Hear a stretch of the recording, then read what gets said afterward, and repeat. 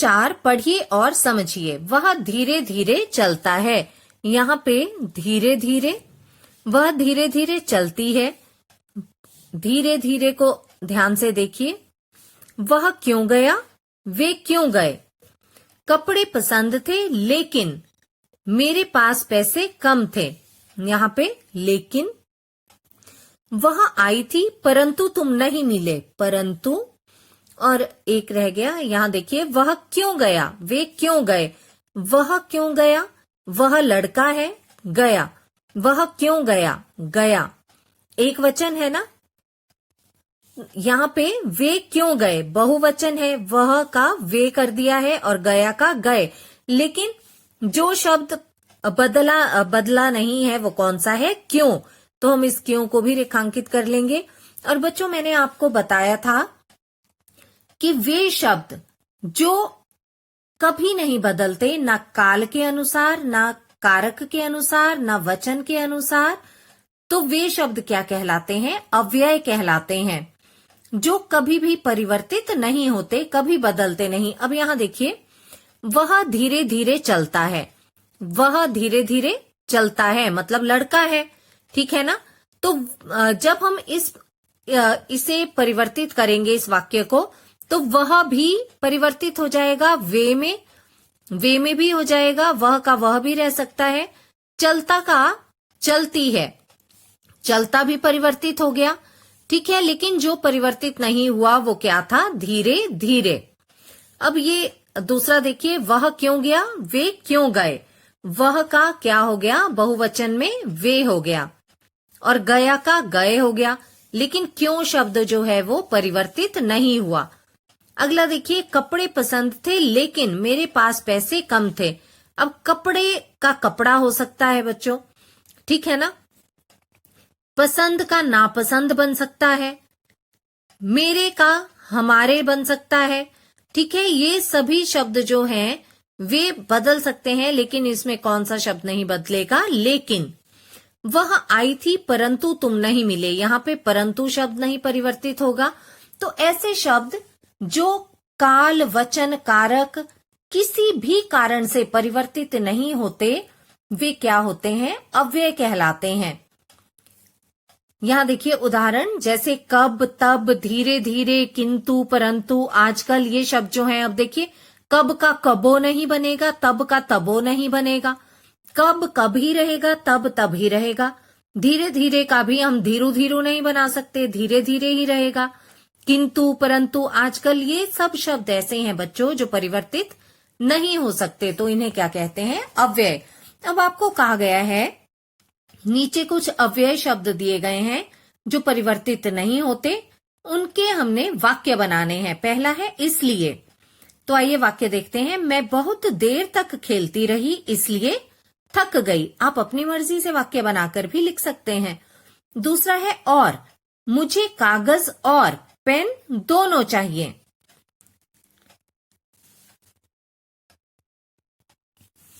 फिर है तथा, रीता, गीता तथा अन्य बच्चे पिकनिक के लिए मनाली गए। चौथा है किंतु, मैं खेलने मैदान में गई किंतु वहां कोई नहीं था। अब बच्चों, ये शब्द देखिए, इनमें पहला वाक्य देखिए, मैं बहुत देर तक खेलती रही। यहाँ पर ऐसे भी हो सकता है, मैं बहुत देर तक खेलता रहा, या हम बहुत देर तक खेलते रहे। इसलिए थक गए, थक गई का थक गया हो सकता है, थक गए हो सकता है। लेकिन इसलिए का क्या रहेगा, इसलिए ही रहेगा। इसलियो, इसलियू ऐसे नहीं हो सकता है ना। इसलिए का इसलिए ही रहेगा। इसलिए क्या है, अव्यय शब्द है, क्योंकि ये परिवर्तित नहीं हो रहा। अब यहां देखिए, मुझे कागज और पेन दोनों चाहिए। यहां पर भी ये सारे शब्द जो हैं परिवर्तित हो सकते हैं, लेकिन कौन सा शब्द परिवर्तित नहीं होगा, और। तो इसलिए ये क्या है, अव्यय शब्द हैं। तो ऐसे शब्द बच्चों जो कभी बदलते नहीं, उनका रूप एक सा ही रहता है, ना उनका बहुवचन बन सकता है, ना वो काल के अनुसार बदलते हैं, तो ऐसे शब्दों को क्या कहते हैं, अव्यय शब्द। और ये मैंने आपको संस्कृत के पाठ में भी समझाए हैं, तो आप सब इनका ध्यान रखेंगे, क्योंकि इनकी वीडियोस मैं आपको बहुत बार भेज चुकी हूं। तो आप संस्कृत की वीडियो चलाकर भी अव्यय शब्द पढ़ सकते हैं और हिंदी की वीडियो चलाकर भी उन्हें दोबारा से समझ सकते हैं। अब है बच्चों प्रश्न 5। नीचे दी गई पंक्तियों को कहानी के क्रमानुसार लिखिए। यहाँ पे जो आपको प्रिय पौधा पाठ पढ़ाया था उसमें से ये वाक्य दिए गए हैं, आपको ये कहानी के क्रमानुसार लिखने हैं। सर्वश्रेष्ठ पौधे का पुरस्कार हरित को मिला। दूसरा है प्रदर्शनी के एक दिन पहले उसका पौधा चोरी हो गया। तीसरा है हरित ने संयोजक को बताया कि उसका पौधा संगीत पर झूमता है। फिर है हरित प्रतिदिन पौधे की देखभाल करता था। तो बच्चों इनको आपने पाठ के अनुसार क्रम में लगाना है। पहले स्थान पर आएगा हरित प्रतिदिन पौधे की देखभाल करता था। दूसरे नंबर पर आएगा प्रदर्शनी के एक दिन पहले उसका पौधा चोरी हो गया। तीसरे नंबर पे हरित ने संयोजक को बताया कि उसका पौधा संगीत पर झूमता है। और चौथे स्थान पर आएगा सर्वश्रेष्ठ पौधे का पुरस्कार हरित को मिला। तो आप इन्हें क्रमानुसार यहाँ नीचे लिख लेंगे। अब आइए अगला प्रश्न देखते हैं। अगला प्रश्न है बच्चों, नीचे लिखे शब्दों के विलोम शब्द बनाइए। आपको शब्द दिए गए हैं, आपने इनके विपरीत शब्द बनाने हैं, विलोम शब्द बनाने हैं। पहला है सहयोग। सहयोग का विलोम शब्द होगा असहयोग। सहयोग होता है किसी की मदद करना, असहयोग मदद न करना। निश्चय, निश्चय का विलोम शब्द अनिश्चय। फिर है शांत, शांत का अशांत। धर्म, धर्म का विलोम शब्द होगा अधर्म। फिर इन्होंने दोबारा से सहयोग दे दिया है, तो चलिए इसे ही कर लेते हैं। सहयोग का विलोम शब्द असहयोग। फिर है स्वीकार, स्वीकार का विलोम शब्द है अस्वीकार। आगे है बच्चों प्रश्न 7। दिए गए वाक्यों के सामने काल के नाम लिखिए। आपको मालूम है कि कितनी प्रकार के काल होते हैं? 3। वर्तमान काल, भूतकाल और भविष्यत काल। आप बहुत बार काल के बारे में पढ़ चुके हो, तो आइए अब इस प्रश्न को कर लेते हैं। पहला है हरित का पौधा बड़ा हो गया था। अगर यहाँ था है तो कौन सा काल है? भूतकाल, मतलब ये हो चुका है। हरित का पौधा नृत्य जैसी क्रिया करता है।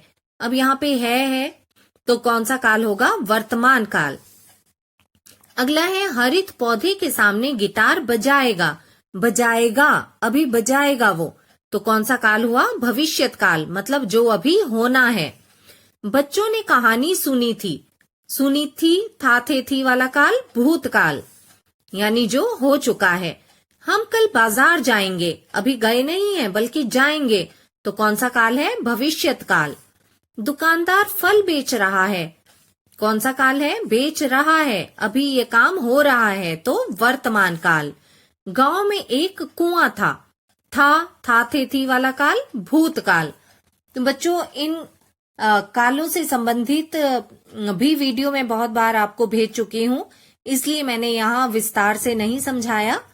आपको मालूम ही है काल 3 प्रकार के होते हैं, वर्तमान काल, भूतकाल और भविष्यत काल, और आप ऐसे प्रश्नों को कई बार कर भी चुके हैं। तो आइए करते हैं अगला प्रश्न। प्रश्न 8। नीचे 2-2 शब्दों के जोड़े दिए गए हैं। यहाँ देखिए 2-2 शब्दों के जोड़े आपको दिए गए हैं। यदि दोनों के अर्थ समान हो तो स पर, और यदि विपरीत हो तो वी पर घेरा लगाइए। आपको यहाँ आगे देखिए स और वी लिखा हुआ दिखाई दे रहा है। यहाँ शब्द जोड़े दिए हैं, जो शब्द जोड़ा समान होगा उसके आगे हम समान स पे निशान लगाएंगे, और जो विलोम शब्द वाला जोड़ा होगा उसके आगे वी पर निशान लगाएंगे। तो यहाँ पहला है कम ज्यादा। बच्चों कम और ज्यादा क्या है? समान शब्द हैं या विलोम शब्द? कम और ज्यादा जो है वो विलोम शब्द है, इसलिए हमने वी पे घेरा लगाया। दूसरा है आदर सम्मान। आदर का अर्थ भी मान सम्मान होता है बेटा, और सम्मान का अर्थ भी क्या होता है? आदर। तो ये आदर और सम्मान जो है, आदर को ही सम्मान भी कहा जाता है, सम्मान को आदर कहा जाता है। तो आदर और सम्मान जो है वो क्या है? आदर सम्मान एक बराबर शब्द हैं, तो इसलिए हमने स पे घेरा लगाया, क्योंकि ये समान अर्थ वाले शब्द हैं। इसे मैंने रेखांकित कर लिया है।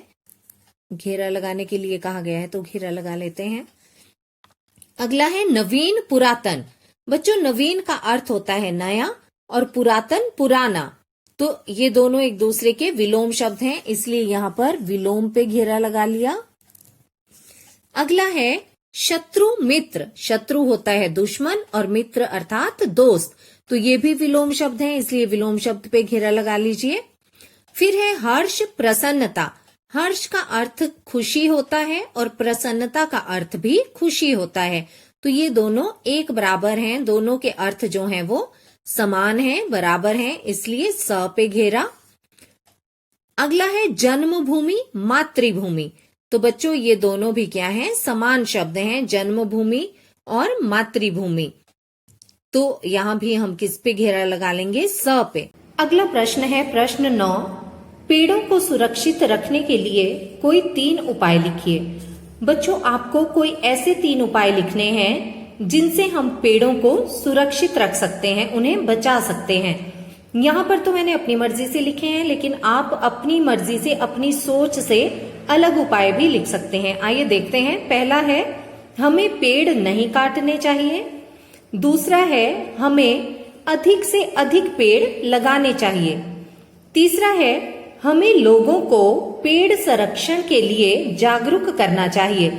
बच्चों ये जो तीसरा इसमें पॉइंट लिखा गया है, देखिए वो क्यों जरूरी है, क्योंकि अगर हम लोगों को पेड़ों के संरक्षण के लिए जागरूक करेंगे, उन्हें बताएंगे कि हमें पेड़ नहीं काटने चाहिए, तो ज्यादा से ज्यादा लोग क्या करते हैं, हमारी कही गई बात को सुनते हैं और उस पर अमल करते हैं।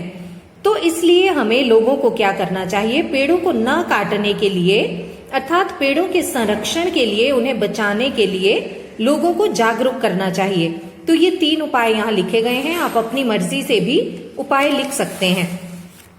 प्रश्न 10 है आज की परिस्थितियों को ध्यान में रखते हुए बताइए यदि पेड़ पौधे बोल पाते तो हमसे क्या क्या कहते। इसे आपको एक अनुच्छेद के रूप में लिखना है कि अगर पेड़ पौधे बोल पाते तो वे हमसे क्या कहते। आप इसे अपने आप से बनाकर लिखेंगे, लेकिन यहाँ जो बनाया गया है उसे भी देख लीजिए। अगर आपको ये लिखना है तो आप इसे भी लिख सकते हैं, लेकिन अगर आप अपनी मर्जी से कुछ बनाना चाहते हैं तो वो ज्यादा अच्छी बात है। आइए पढ़ते हैं। यदि पेड़ पौधे बोल पाते तो हमसे कहते कि हमें मत काटिए क्योंकि हम में भी जान है, हम आपकी बहुत सारी आवश्यकताओं की पूर्ति करते हैं, हम आपको फल, सब्जियां, औषधि इत्यादि देते हैं, आप सब हमसे जीवनदायिनी ऑक्सीजन पाते हैं। बच्चों जीवनदायिनी का अर्थ होता है जीवन देने वाली। सोचिए अगर हमें ऑक्सीजन ना मिले तो हमारा क्या होगा, हम जी नहीं पाएंगे ना। तो इसलिए ऑक्सीजन को क्या कहा गया है, जीवनदायिनी अर्थात जीवन देने वाली।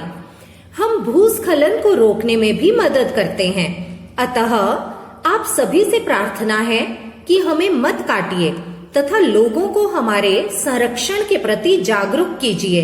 तो पेड़ हमसे ये सारी चीजें कहते और अंत में क्या कहते, काटिए मत, हमें बचाइए, भरपूर मात्रा में ऑक्सीजन पाइए। तो ये हमारी तरफ से क्या है, पेड़ों की एक अभिव्यक्ति है कि अगर पेड़ बोल पाते तो वे क्या क्या बोलते। ये तो हमारी अपनी सोच है बच्चों कि अगर पेड़ बोल पाते तो ये सब बातें वे हमसे कहते। आप अपनी तरफ से सोच कर देखिए कि पेड़ अगर बोल पाते तो और क्या क्या बातें वो हमसे कहते और उसे एक अनुच्छेद के रूप में लिखिए। तो बच्चों आपको जो प्रश्न करवाए गए हैं उन्हें आप अपनी भाषा अभ्यास में बहुत अच्छी लिखावट में लिखेंगे और याद भी करेंगे। धन्यवाद।